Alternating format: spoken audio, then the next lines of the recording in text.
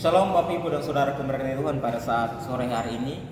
Pada saat sore hari ini kita akan belajar satu topik penting dalam Alkitab, dalam kehidupan kita. Mungkin yang sering sekali kita abaikan dalam hidup ini.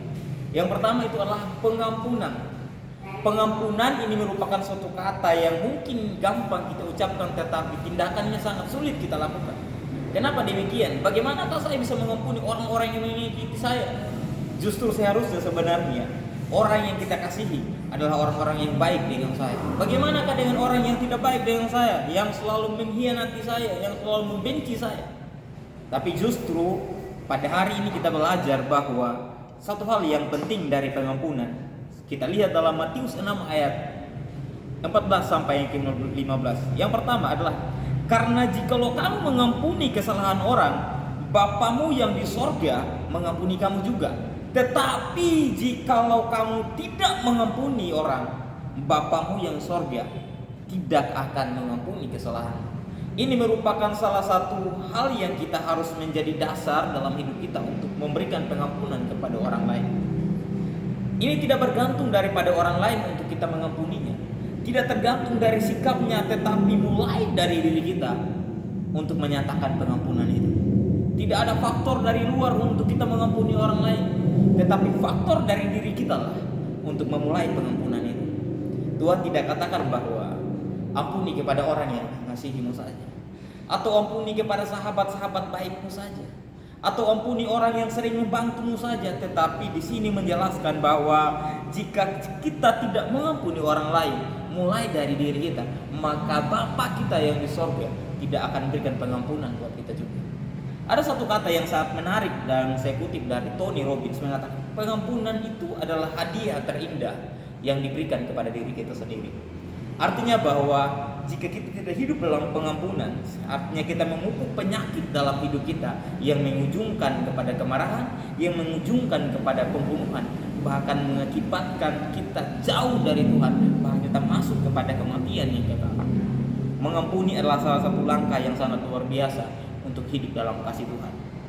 Ya, mengampuni itu memberikan kedamaian buat diri kita, bukan kepada orang lain. Mengampuni juga memberikan dampak yang sangat luar biasa, yang menyatakan bahwa kita adalah orang-orang yang dicintai Tuhan. Kita adalah orang-orang yang mengasihi Tuhan. Jadi Bapak Ibu dan teman-teman semua, bahwa memaafkan orang lain itu bukan kita lihat pantas dia menerima pengampunan dari kita, tetapi karena kita pantas untuk mendapatkan kedamaian itu. Jadi Bapak Ibu dan Saudara, lihat firman Tuhan mengajarkan kita bahwa hiduplah dalam mengampuni. Karena itu merupakan ajaran Tuhan yang terbaik, ajaran Tuhan yang sangat luar biasa buat kita. Mengampuni memang hal yang mungkin sering kita abaikan, karena cuma hanya sekata doang mengampuni, ya, melepaskan, melupakan dan lain sebagainya. Tetapi justru memberikan dampak yang sangat luar biasa jika hidup dalam pengampunan. Bukan hanya kita saja saat ini. Mungkin ya dalam masa-masa muda Tuhan Yesus juga Petrus bertanya kepada Tuhan Yesus, berapa kali saya harus mengampuni saudara saya? Artinya bahwa ketika kita berhadapan sama manusia, seringkali akan membuat kesalahan yang menyakiti hati kita. Ya, kesalahan pertama kita ampuni, kesalahan kedua kita ampuni, kesalahan ketiga apakah kita harus mengampuni? Ini hal yang berat bagi orang percaya. Tapi Tuhan Yesus mengajarkan kepada Petrus dan kepada kita semua bahwa dalam Matius 18 ayat 21 dan 22 di sana, Petrus berkata, berapa kali saya harus mengampuni saudara saya? Apakah hanya sebatas 1 kali? Tidak. Tuhan Yesus bilang sampai 70 kali 7 kali.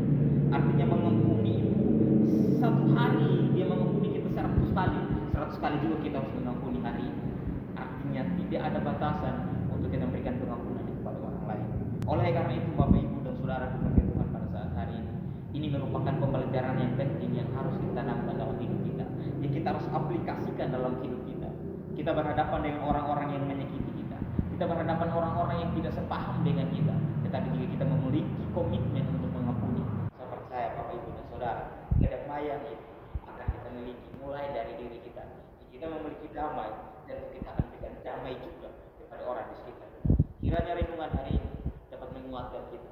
Kiranya renungan pembelajaran dalam firman Tuhan ini memberikan kita kekuatan bahwa mengampuni merupakan hal yang prioritas bagi orang percaya yang harus dia lakukan. mengampuni.